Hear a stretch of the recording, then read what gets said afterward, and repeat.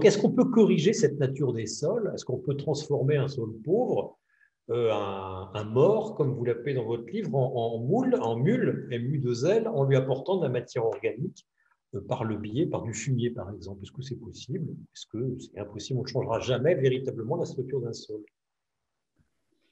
la Alors, nature d'un sol. il y a eu quelques coupures parce que j'ai changé de réseau, le précédent étant instable. On peut toujours, effectivement, changer un sol extrêmement infertile en sol fertile. Notamment si vous amenez beaucoup de phosphate et beaucoup d'azote, ainsi s'il le faut du potassium, les fameux engrais NPK, vous allez effectivement doper la croissance des plantes, avoir une matière organique de meilleure qualité, commencer à avoir quelque chose qui se décompose mieux, qui se recycle plus vite, les vers de terre vont arriver. Ça a été fait. Hein. Moi, j'ai visité la forêt de Humont, par exemple, qui est une forêt d'épicéas. Alors, c'est vraiment un sol qui est bloqué, où la minéralisation se fait lentement, où donc la fertilité est faible, où il n'y a pas d'activité de vers de terre. Il y a eu des gros apports expérimentaux d'azote et de phosphate, et maintenant, vous marchez un peu dans la boue d'ailleurs, parce que là, il y a des crottes de vers de terre, il y a des turicules qui mesurent pratiquement 15 cm de haut. Donc, on peut, mais vous voyez que le coût est immense, car il faut rappeler que les engrais, ils sont soit issus de mines, je pense au phosphate, et donc il a fallu les déplacer, donc il y a un coût carbone à ça.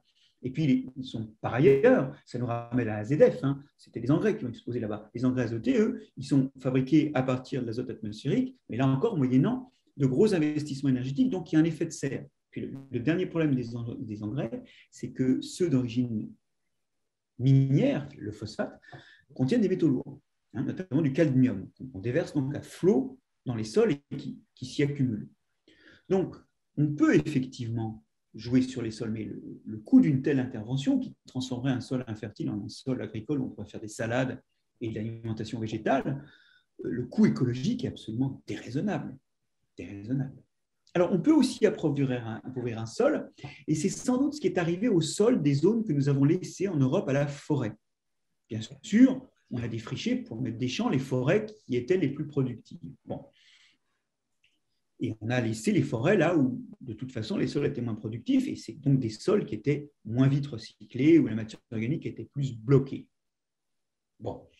Mais il faut bien réaliser qu'au Moyen-Âge, les forêts, il y a une activité intense, et notamment on y emmène le bétail en été quand les pâtures sont un peu sèches, on abat des branches pour que le bétail mange, et tout ce bétail rentre à la maison, les déchets du bétail sont récupérés dans le fumier et repartent dans les champs.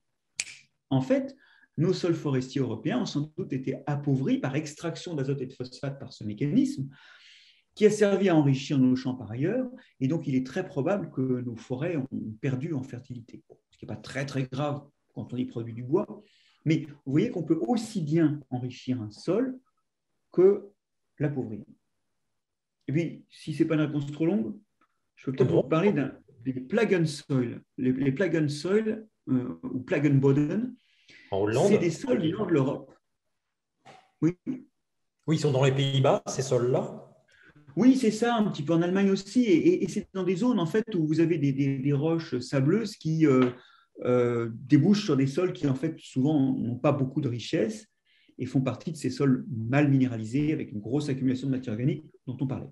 Là, pendant des siècles, l'homme a amené à certains endroits autour des villages les résidus du pâturage, les résidus domestiques, et il a fabriqué des sols extrêmement riches, extrêmement foncés, extrêmement riches en matière organique, parfois exaucés de plusieurs dizaines de centimètres par rapport à la campagne autour, qui sont des sols incroyablement fertiles et qui montrent que l'homme peut améliorer les sols. Ça aussi, c'est possible.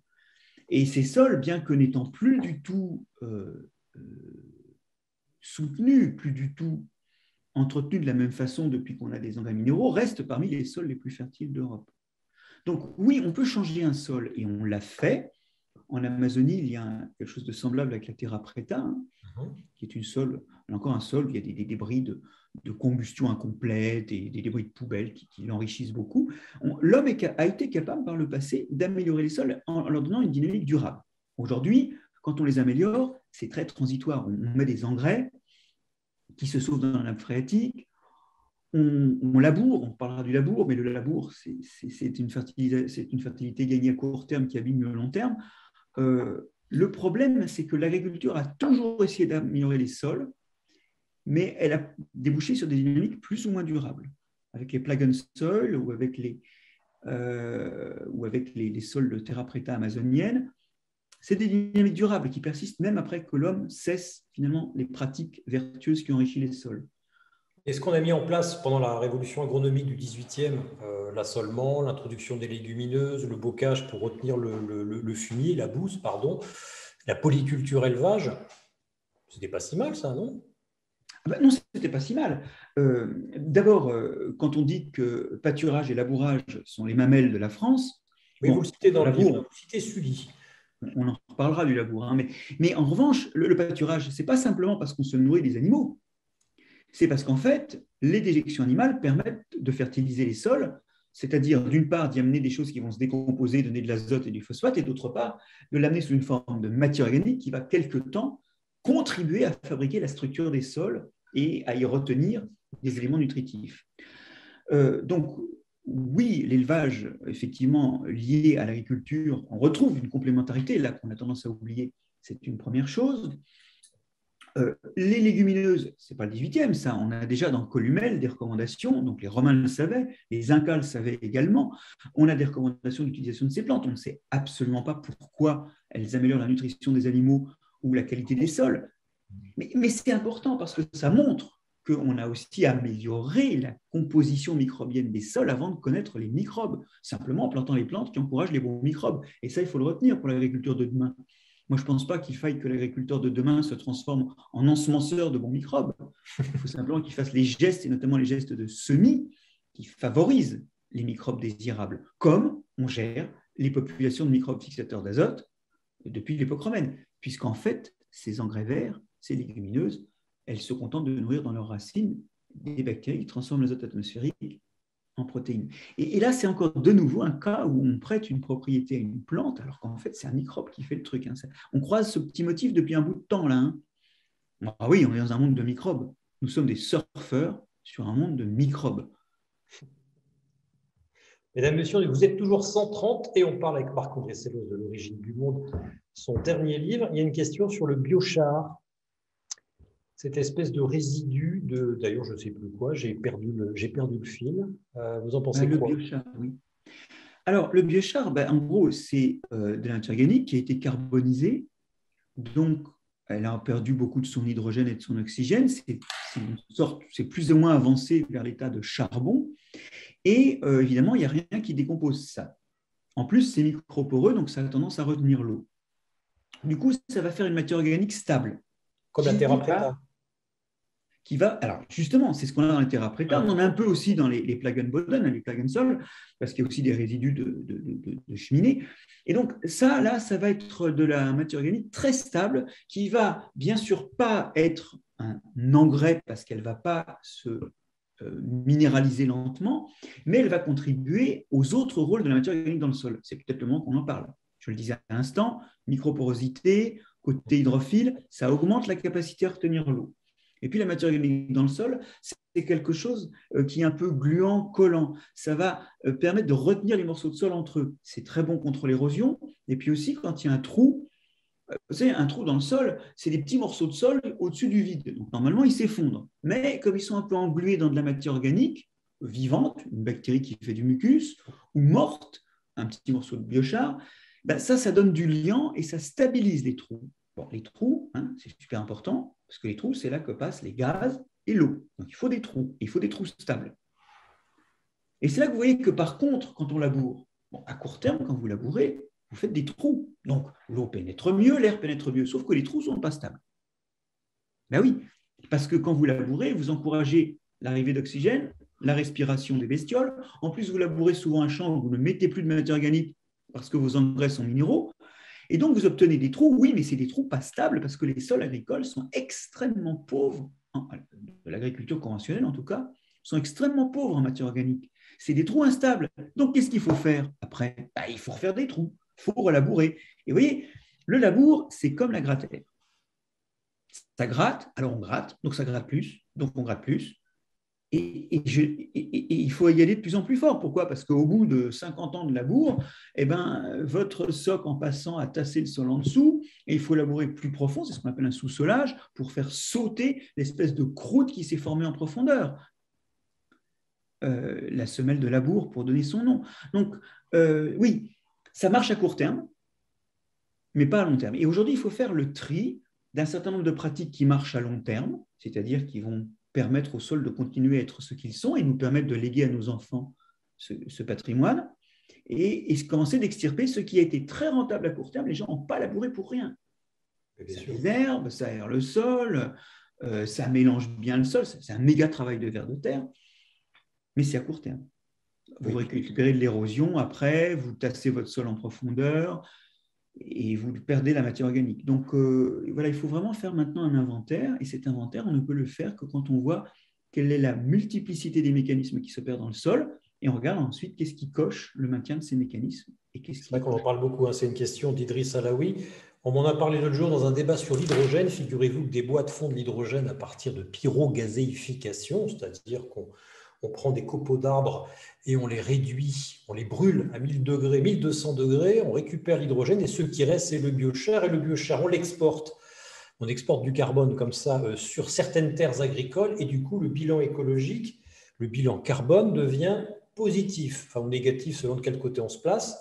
Ça devient un argument, ça pourrait devenir demain un argument, ce biochar, par des gens qui ne sont pas du tout dans le système, mais des fabricants d'énergie, enfin en l'occurrence des opérateurs de l'hydrogène. Question qui n'a rien à voir. Pardon. Oui, bon, ça, c'est à évaluer, quoi. Il faut vraiment, sur de nouvelles filières comme ça, avec une approche très inclusive, regarder ce qu'elles valent.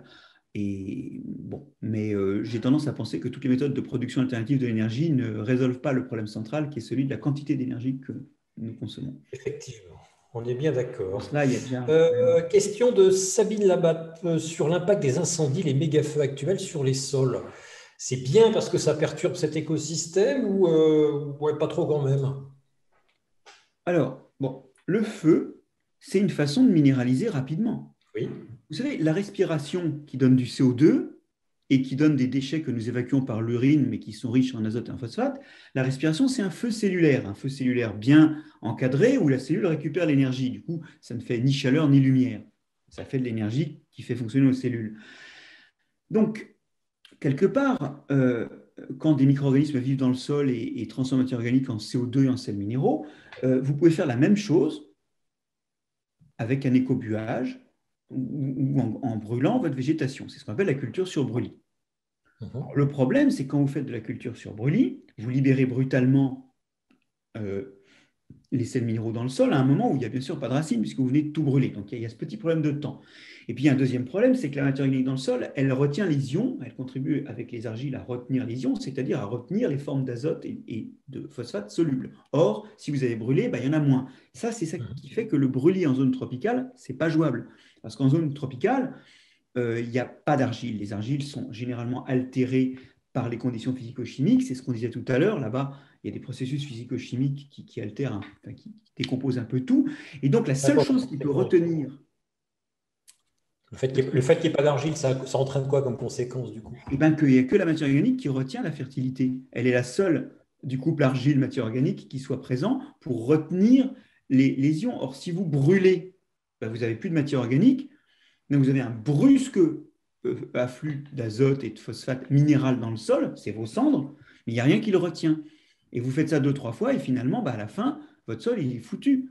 Et ce n'est pas soutenable. Alors, il y a des régions chez nous... C'est à proscrire le brûlis. Et quels conseils vous auriez à donner en zone aride et semi-aride pour maintenir les sols et maintenir leur fertilité?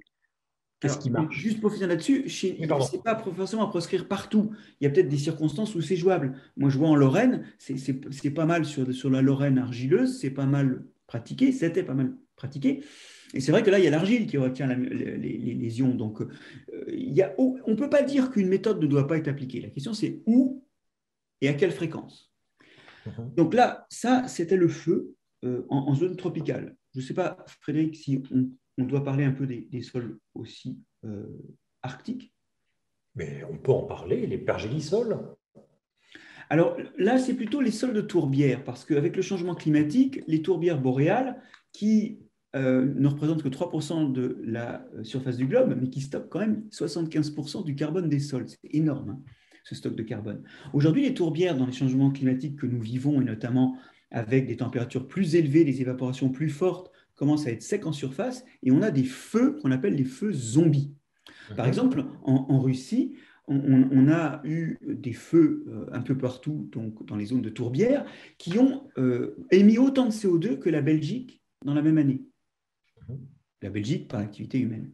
Alors, ces feux zombies, on les appelle zombies parce que, bon, à la période froide et humide, bon, ben, ils se calment un petit peu, et puis ils reprennent l'année suivante, et on a aujourd'hui des destructions, même dans les zones septentrionales, du stock de matière organique des sols par ces mécanismes. Aujourd'hui, beaucoup de pratiques et beaucoup de conséquences du changement climatique. Les pergélisols, c'est pareil, les sols fondent, la vie reprend, la respiration reprend et la matière organique est détruite. Aujourd'hui, nos sols, ils ont tendance à ce qu'on les encourage à déstocker du carbone, et ça, c'est une contribution nette à l'effet de serre. On les encourage directement par nos pratiques, comme le labour, ou indirectement quand le réchauffement climatique favorise les feux zombies ou fait décongeler les pergélisols. Mais justement, puisque vous êtes sur le changement climatique, pour l'instant, les sols en général restent un formidable stock de carbone, d'où le projet bien connu du 4 pour 1000. Si on augmente de 0,4% le taux de matière organique des sols, en théorie, on absorberait les 5 à 6 gigatonnes de carbone que l'on émet chaque année dans l'atmosphère. Donc pour l'instant, le sol absorbe plus qu'il n'émet par la respiration, mais est-ce que la hausse des températures, en augmentant le métabolisme de la vie dans le sol, pourrait aboutir demain à inverser les choses, c'est-à-dire à ce qu'il y ait plus de respiration que de stockage, d'élimination du CO2 que de stockage? Je vois à cette question faussement naïve que j'ai un lecteur attentif. En effet. Effectivement, quand vous réchauffez le climat, tout un tas de réactions chimiques se font plus vite. C'est pour ça que quand le climat est chaud en zone tropicale, les réactions chimiques de dissolution se font plus vite que chez nous. C'est vrai pour le vivant aussi.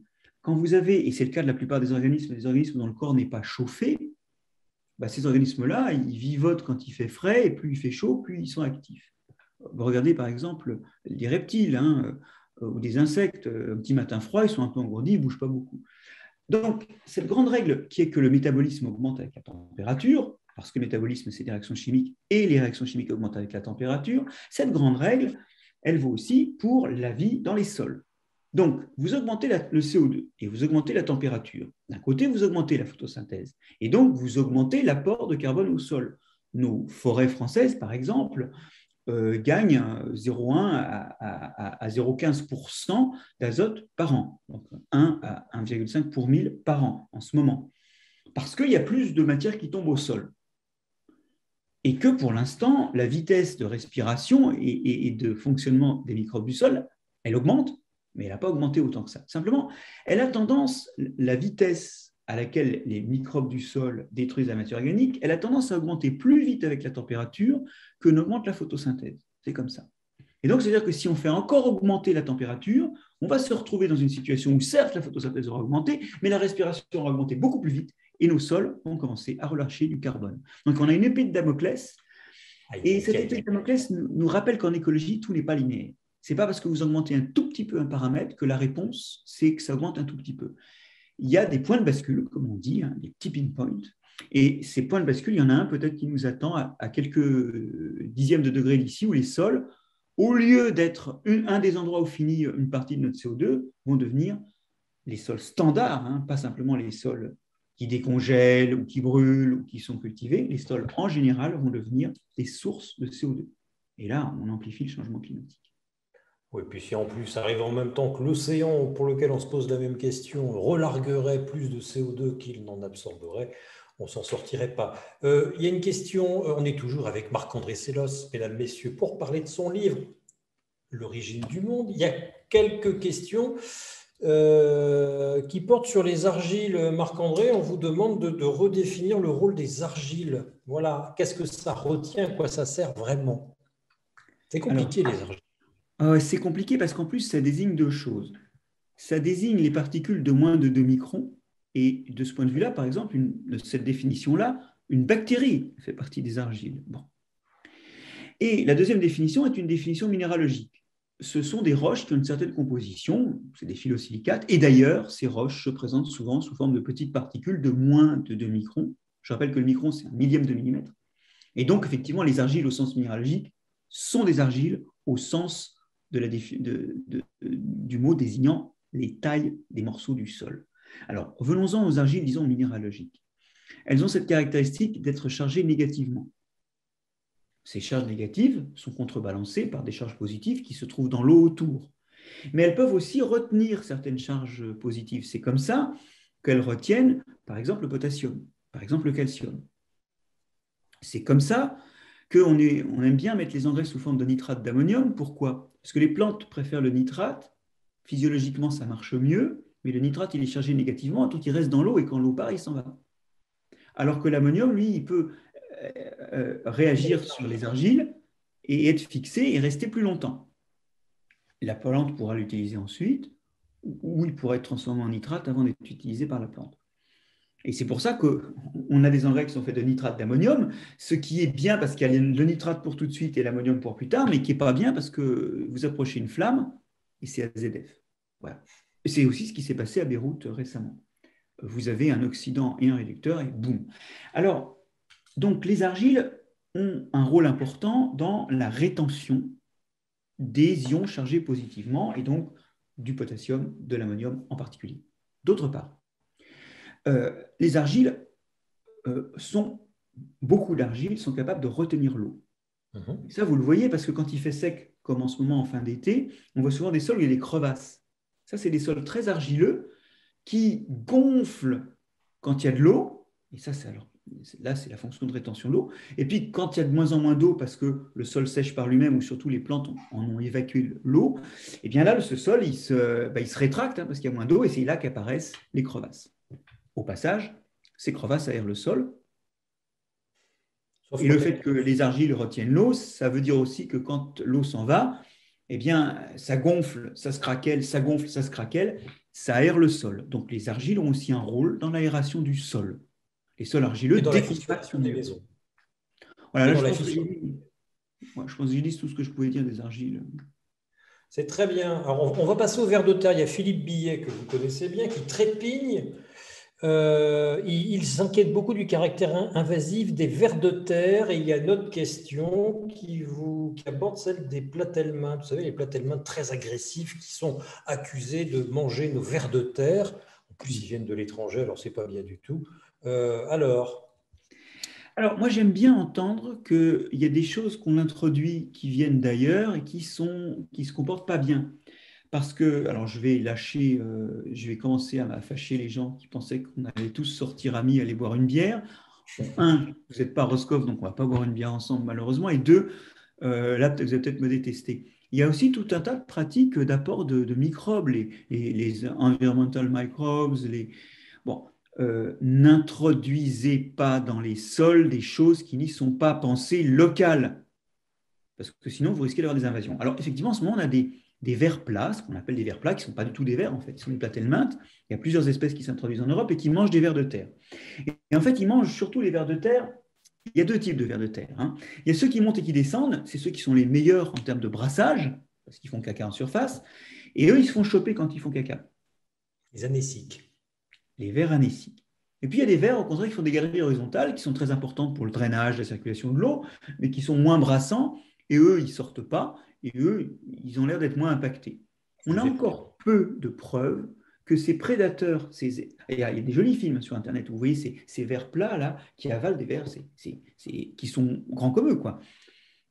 C'est des films de boa, quoi, en quelque sorte. C'est des boas dans le monde des invertébrés. Alors, à ma connaissance, il n'y a pas encore beaucoup de preuves de l'effet sur les communautés de vers. Ça ne veut pas dire qu'il n'y en a pas, ça veut dire que pour l'instant, on n'a pas de preuves. Et en particulier, je ne connais aucun travail qui montre que le brassage par les vers de terre aurait été diminué. Il y a des choses qui montrent qu'effectivement, les vers anéciques, comme Frédéric disait, sont impactés. Mais est-ce que les mécanismes du sol sont impactés? Là, on a encore besoin de temps. Mais en tout cas, on n'a pas envie de voir des trucs bouffer nos vers de terre.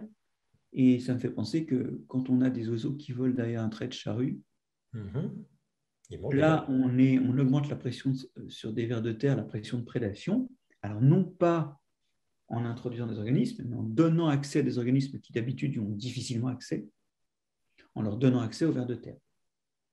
Ouais, du coup, le labour, parce qu'il y a quelques oiseaux qui mangent des vers de terre. Vous savez, les oiseaux qui font tap, tap, tap, tap, tap, tap, tap avec les pattes, là. Et qui semblerait-il, on pense souvent qu'ils imitent le bruit de la pluie et que ça fait sortir les vers. En fait, il semblerait plutôt que ça ressemble au bruit des taupes qui s'approchent et que les vers de terre sortent pour échapper aux taupes. Bon, quoi qu'il en soit, chercher les vers de terre quand on a un oiseau, ce n'est pas simple. Après un trait de labour, ça devient plus simple. Donc, il y a déjà un holocauste permanent de vers de terre, c'est le labour. On a bien compris, le labour, c'est quand même pas terrible. Mais je reviens à ce que vous disiez tout à l'heure, quand je vous ai lancé sur les raisins de la colère, on a introduit des vers de terre là-bas. Ça a changé quelque chose à la structure des sols, à la fertilité des sols, des grandes plaines américaines? C'est aussi une question de Bastien Bouchrat. Il faut comprendre que quand on brasse, on mélange ce qui se passe dans la matière organique en décomposition et ce qui se passe dans la roche en train de s'altérer. Or, les deux produisent des choses différentes. La matière organique en décomposition, ça va être du phosphate, ça va être de l'azote. La roche qui va libérer, elle, du potassium et aussi du fer et tout un tas d'oligo-éléments.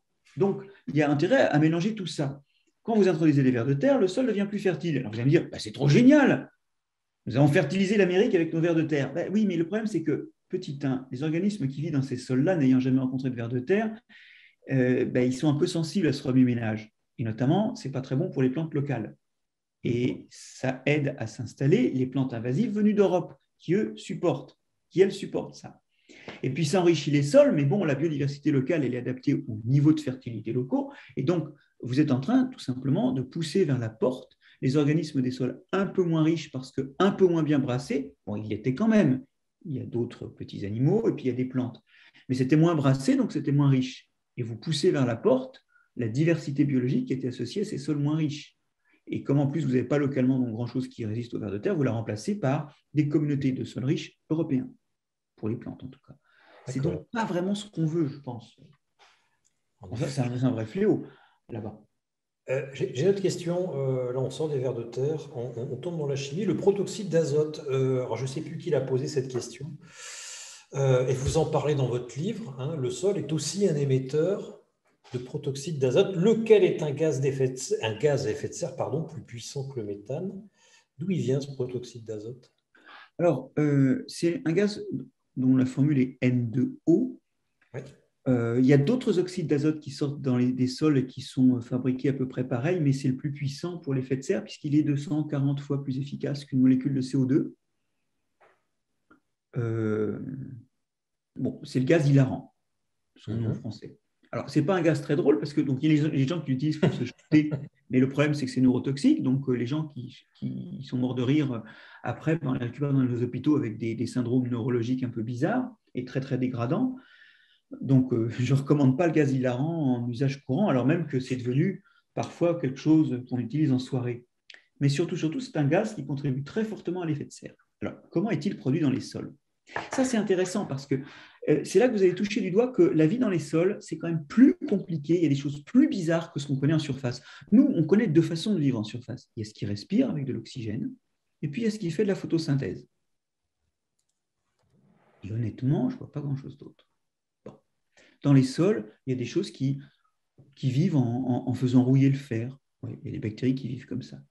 Il y en a dans les sols où il n'y a pas beaucoup d'oxygène qui font de la respiration comme vous et moi, mais comme il n'y a pas d'oxygène, elles utilisent autre chose. Certaines utilisent du CO2 à la place de l'oxygène, et ça donne du méthane comme déchet. Certaines utilisent du nitrate. On parle de dénitrification parce que du coup, le nitrate disparaît et devient du protoxyde d'azote.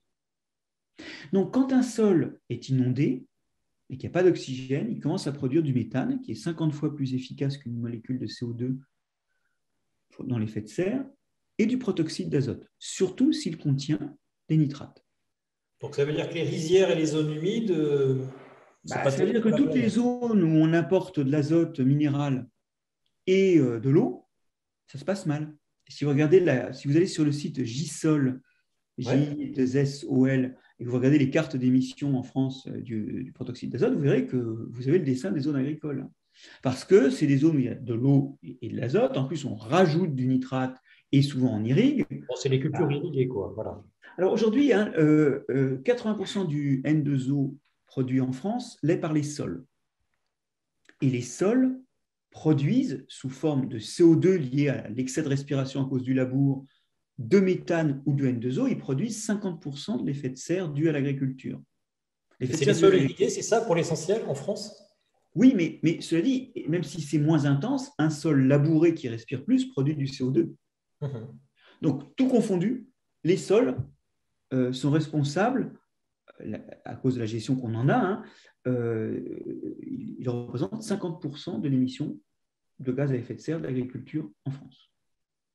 Et pour le N2O, c'est 80% de l'émission de toute la France, toute discipline et tout domaine confondu.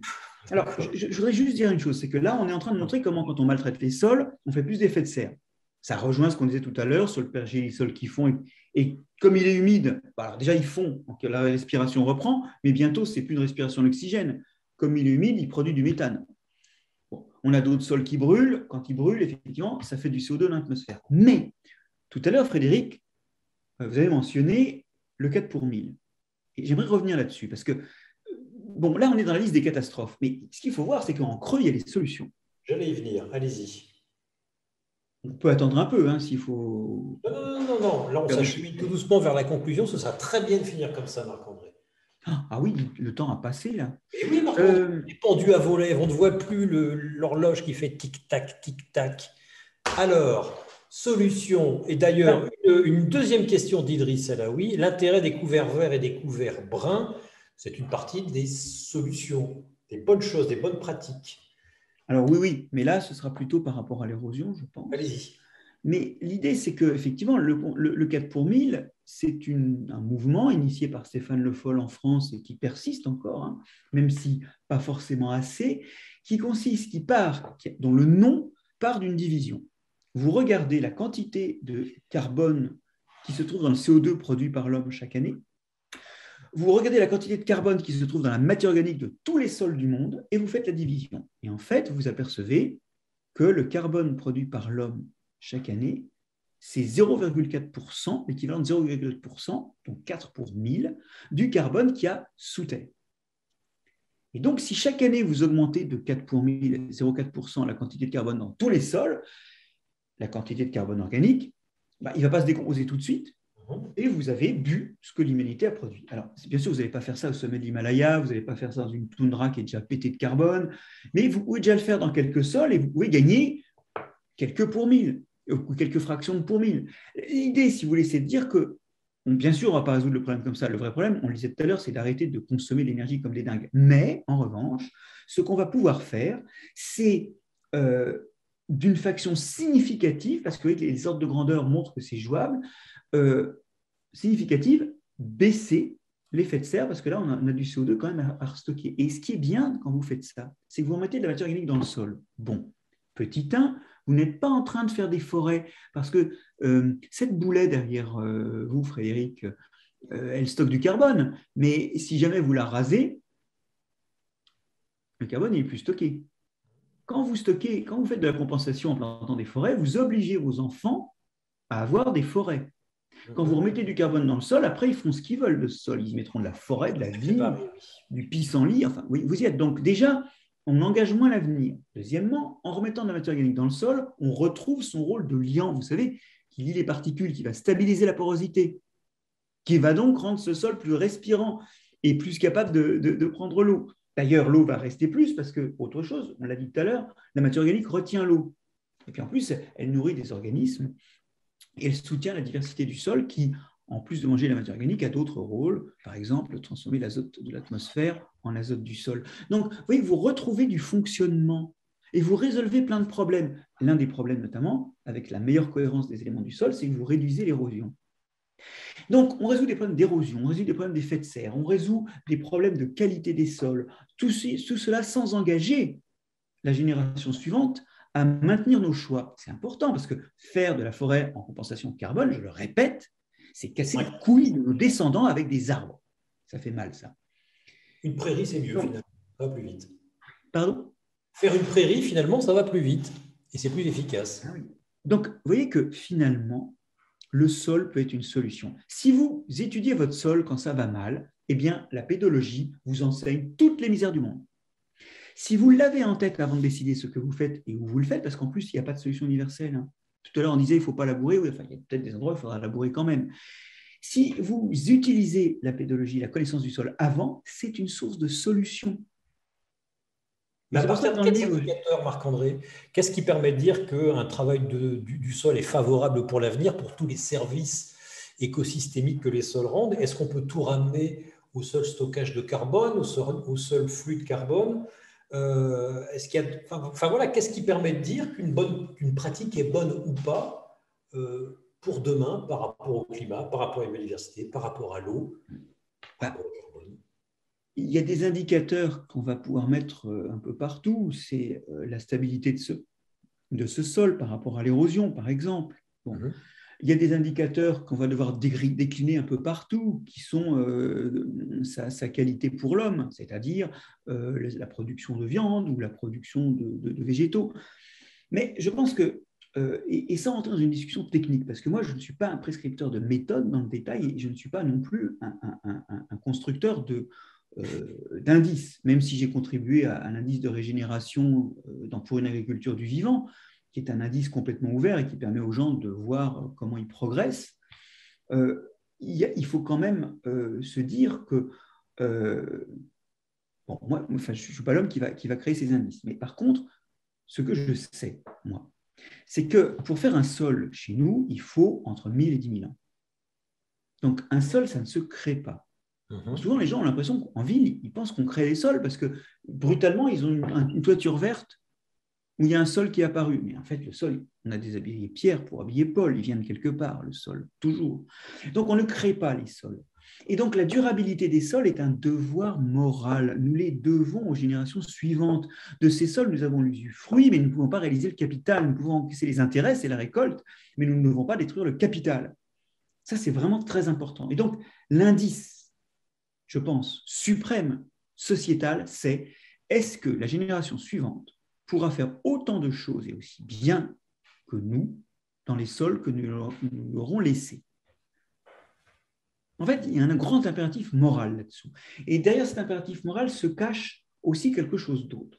On a vu que le sol avait des fonctions en dehors de la production alimentaire. Et j'aimerais attirer votre attention sur quelque chose qui sauve des vies et qui sort du sol. Ce sont les antibiotiques.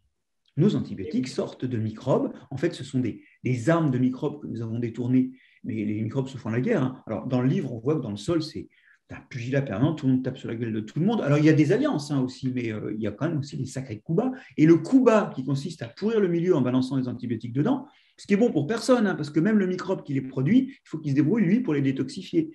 Mais c'est pire pour ses adversaires. Cette guerre-là, on l'a détournée pour faire nos antibiotiques. Nos antibiotiques sortent du sol.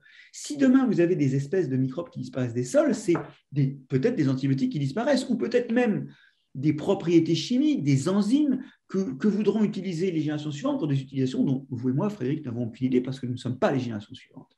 Donc, il y a aussi des ressources génétiques qui peuvent servir à bien d'autres choses. Et c'est une des raisons aussi pour lesquelles nous devons nos sols aux générations précédentes. C'est que nous y avons tiré des choses pour la santé.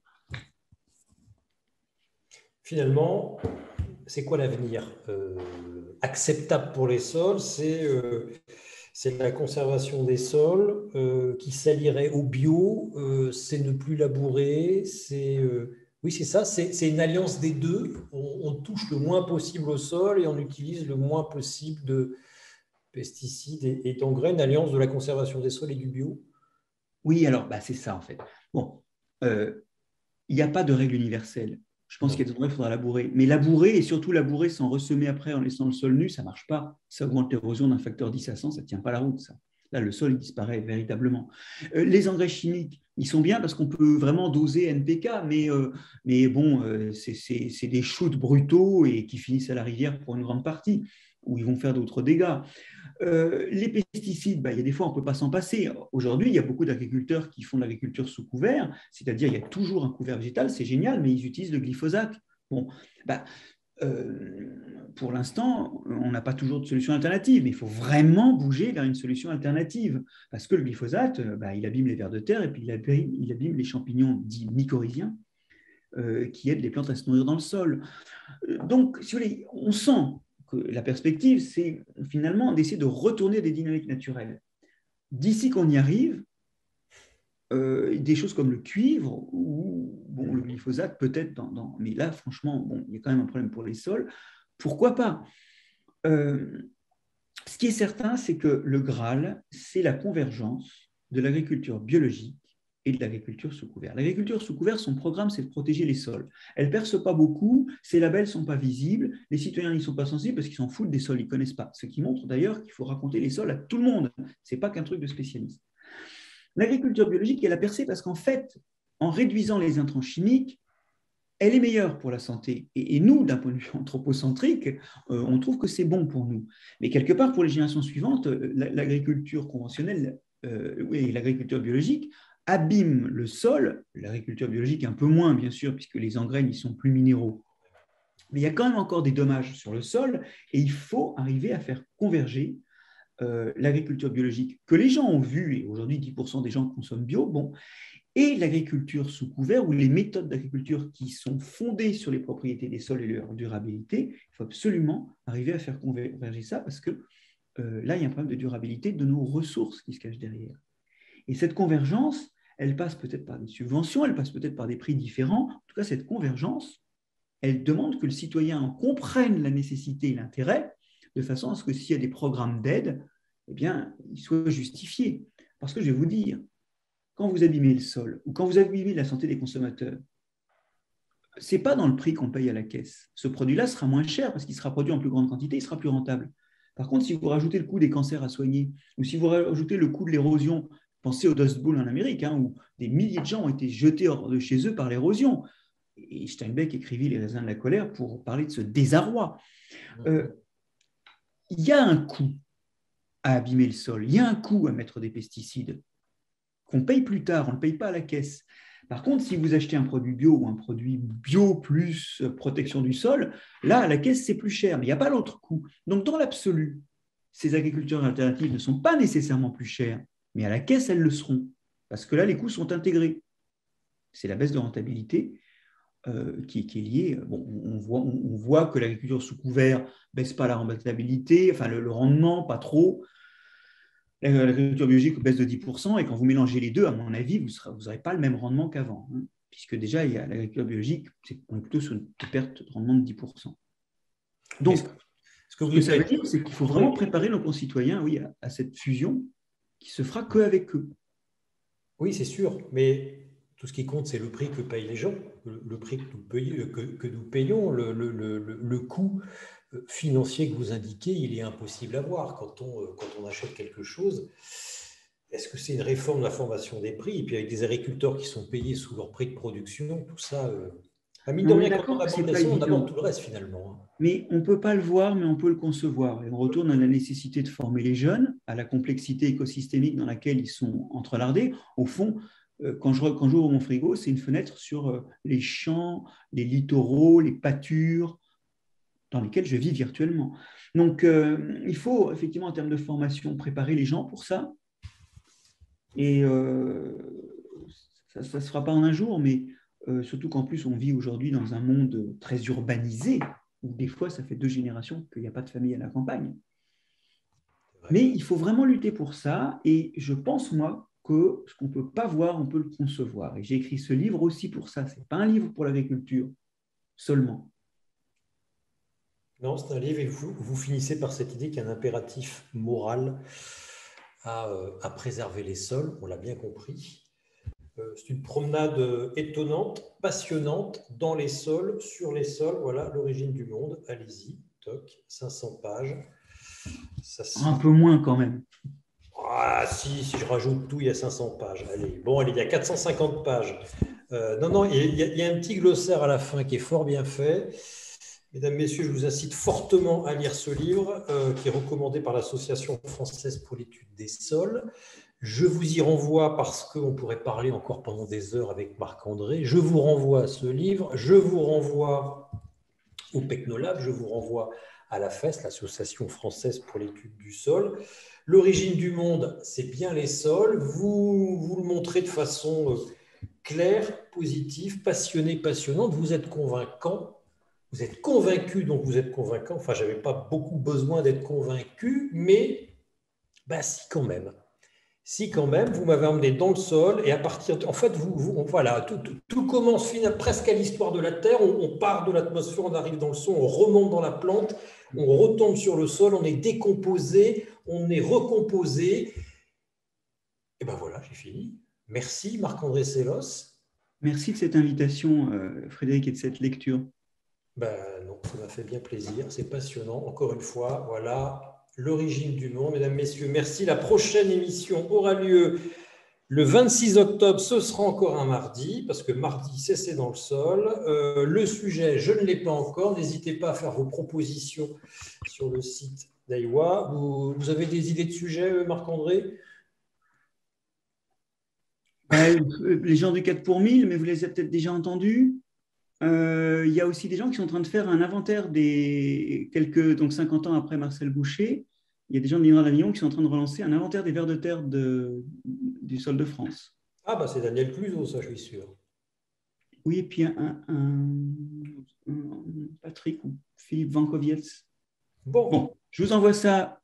Voilà, envoyez-nous ça. Merci encore. Allez boire une bière à Roscoff de notre part. Merci à tous, mesdames, messieurs. En ce qui me concerne, comme d'habitude, j'allais vous dire ce que je vais manger. Ça fait 12 fois que je vous le dis, mais là, comme je suis chez Aiwa, je ne sais absolument pas comment je vais être traité. Mais je ne crains pas le pire. En général, on mange bien dans le tard. Mesdames, messieurs, merci. À bientôt. Au revoir. Au revoir.